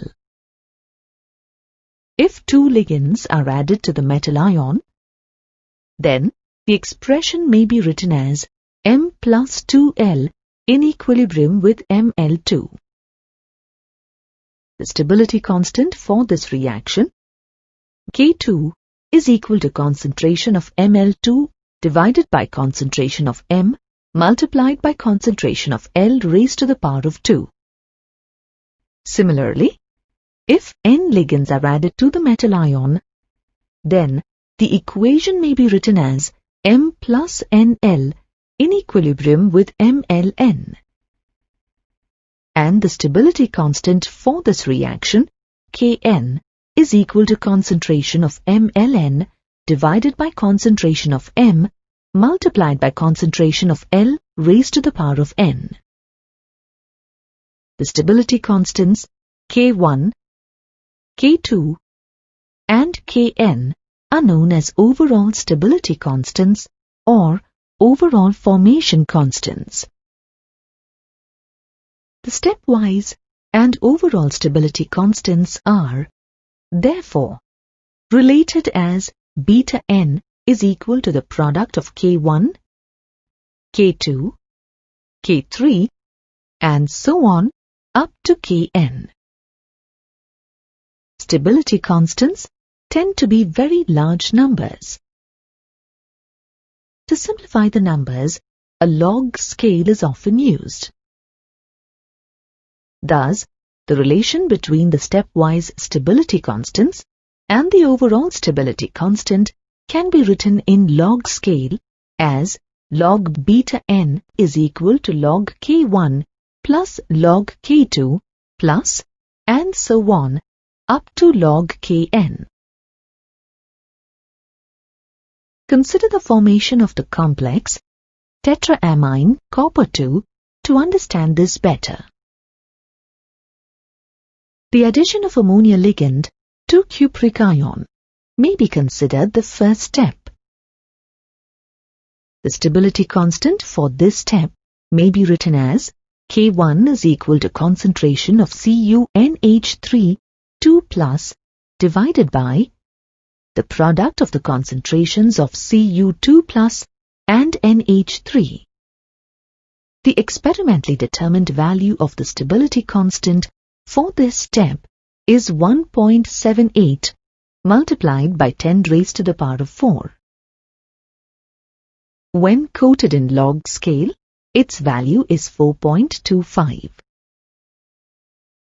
The second step can be written as CuNH3 2 plus NH3 in equilibrium with CuNH3 2 plus.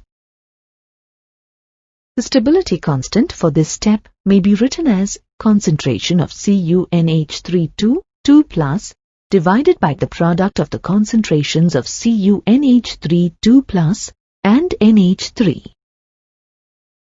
Its value is log 3.61. The other two steps of the addition of ammonia ligands and their stepwise stability constants are as shown.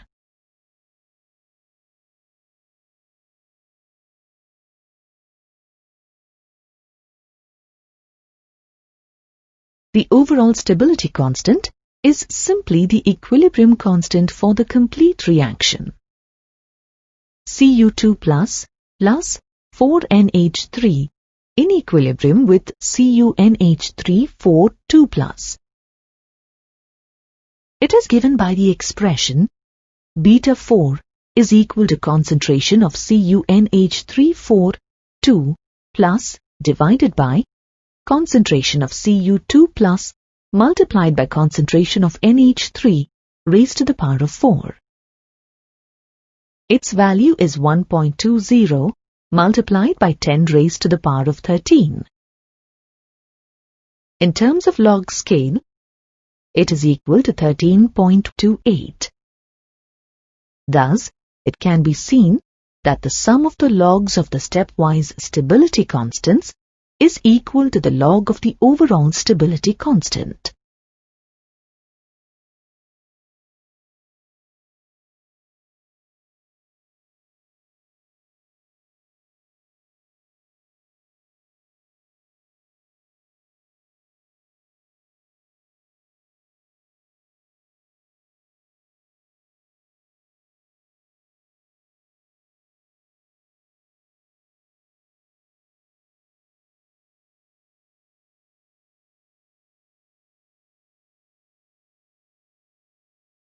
The applications of coordination compounds in chemistry, biology, and technology are many and varied.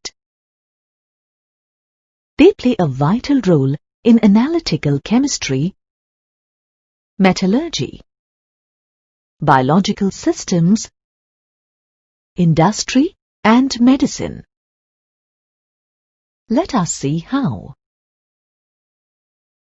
Let us start with the applications of coordination compounds in analytical chemistry. Coordination compounds find application in qualitative as well as quantitative chemical analysis. If you look at the qualitative methods of analysis, complex formation is of immense importance in the identification and separation of most inorganic ions. For example, when copper sulfate solution is mixed with aqueous ammonia, a deep blue complex soluble in water is formed. This reaction is used to detect cupric ions in the salt. Similarly, the separation of silver ions from mercurous ions in the first group of analysis is based on the fact that while silver chloride forms a water-soluble silver-ammonia complex with ammonium hydroxide, mercurous chloride forms a black insoluble complex.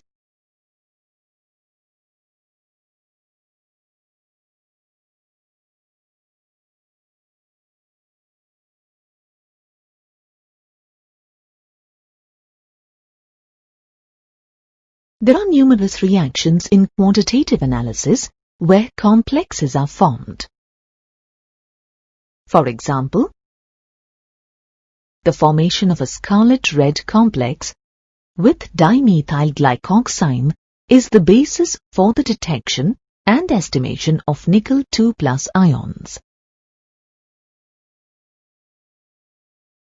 Similarly, the hardness of water is estimated by titration with the sodium salt of EDTA.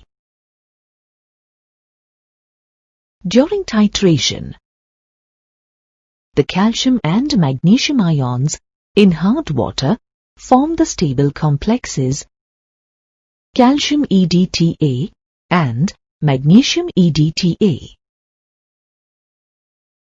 These ions can be selectively estimated due to the difference in the stability constants of calcium and magnesium EDTA complexes. Now let's see the application of complexes in metallurgy. Noble metals like silver and gold are extracted from their ore by the formation of cyanide complexes.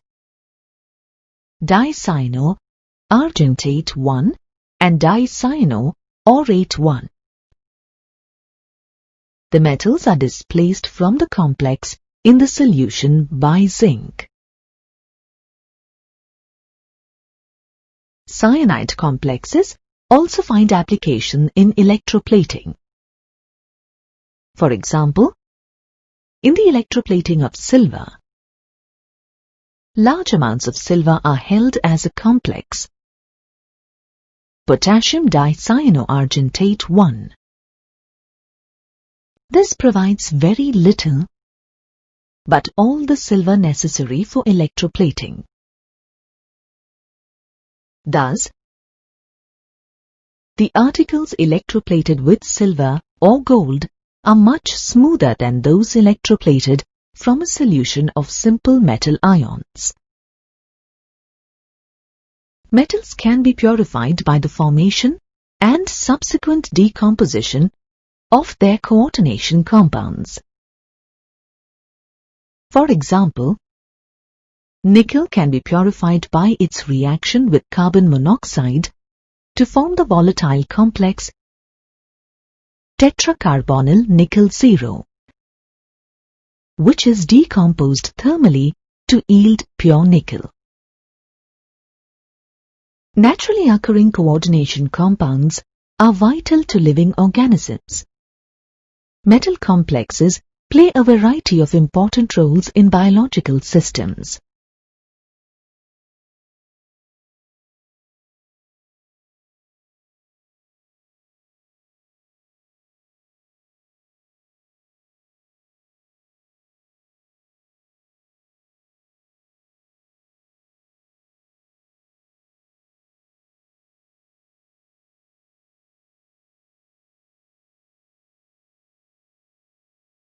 For example, chlorophyll, the pigment responsible for photosynthesis, is a coordination compound of magnesium. Hemoglobin, the red pigment of blood that acts as the oxygen carrier, is a coordination compound of iron. Vitamin B12, cyanocobalamin, the anti-pernicious anemia factor, is a coordination compound of cobalt. Many enzymes that regulate biological processes are metal complexes. For example, carboxypeptidase, a hydrolytic enzyme important in digestion, contains a zinc ion coordinated to several amino acid residues of the protein. Another enzyme, catalase, which is an efficient catalyst for the decomposition of hydrogen peroxide, contains the iron porphyrin complex. One of the applications of coordination compounds is their use as catalysts for many industrial processes. For example, in the hydrogenation of alkenes, a complex metal catalyst, tris-triphenylphosphine rhodium-1 chloride, which is also known as Wilkinson's catalyst, is used. Similarly, another complex metal catalyst, known as Ziegler-Natta catalyst, which is a combination of titanium tetrachloride and triethyl aluminium, is used in the polymerization of ethene. In black and white photography, the unreacted silver bromide on the film dissolves in a dilute hyposolution due to the formation of the complex sodium dithiosulfato-argentate 1. Coordination compounds are also used in medicine. British anti-Lewisite, or BAL, is used as an antidote for arsenic poisoning. Similarly, EDTA is used to treat lead poisoning. Toxic proportions of copper and iron in plants and animals are removed by using the chelating ligands D-pencilamine and desferrioxime B via the formation of coordination compounds.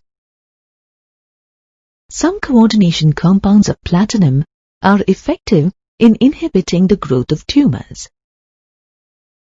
For example, cisplatin is used in the treatment of cancer.